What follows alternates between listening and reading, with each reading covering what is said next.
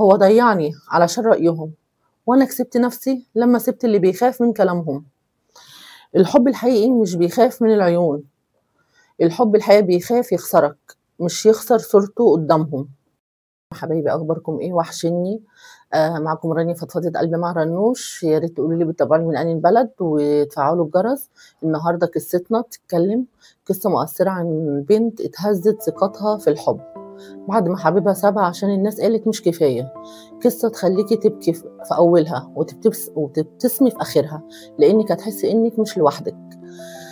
النهاردة القصة كنت فاكرة هيختارني زي ما أنا اخترته، كنت متأكدة إن الحب بينا أقوى من أي كلام الناس، بس طلع إني كنت بحلم لوحدي. في البداية كان بيقول لي أنا بحبك على طبيعتك، بحبك زي ما أنتي.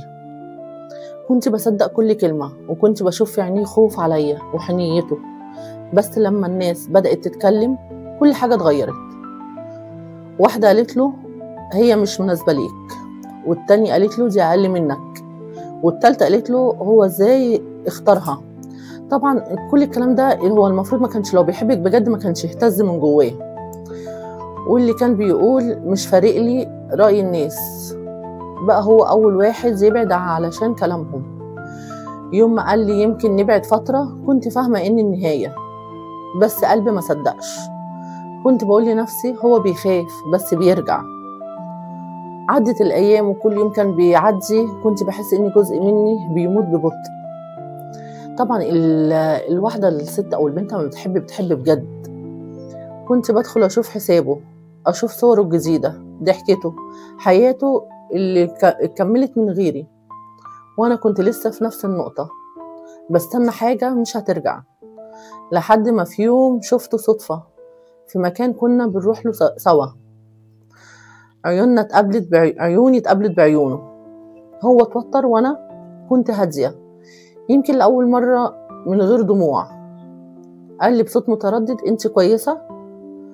قلت له بابتسامة خفيفة كنت هبقى كويسة لو كنت اخترتني مش اخترت الناس. وساعتها فهمت ان اللي بيسيبك علشان الناس عمره ما يستهلك لما الناس تسكت. هو ضيعني علشان رأيهم، وانا كسبت نفسي لما سبت اللي بيخاف من كلامهم.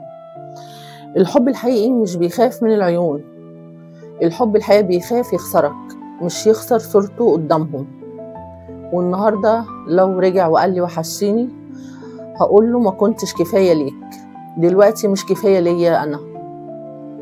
أوقات كتير بنفتكر إننا خسرنا الحب، بس في الحقيقة اللي خسر هو اللي خاف من الناس واللي اختار رضاهم على حساب اللي حبه.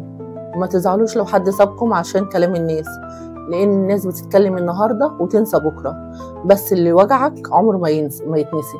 طبعا الحب بيفتح حاجات كتير، لكن مثلا انت مش مناسبه في ايه، ثقافتك، تعليمك، كل دوت مفيش مقارنات، مفيش مقارنه ما بين المستوى البني ادمه دي ومستواك. انتوا لو حبيتوا بعض وحطيتوا ايديكم في ايد بعض هتعملوا بيت ناجح، بيت مليان حب وسعاده وخير بحياتكم انتوا الاتنين بتفاهمكم. لكن هو مش ورا كلام الناس، هو ما يستاهلكيش. ده رايي، واستنى كومنتاتكم الجميله ومع السلامه.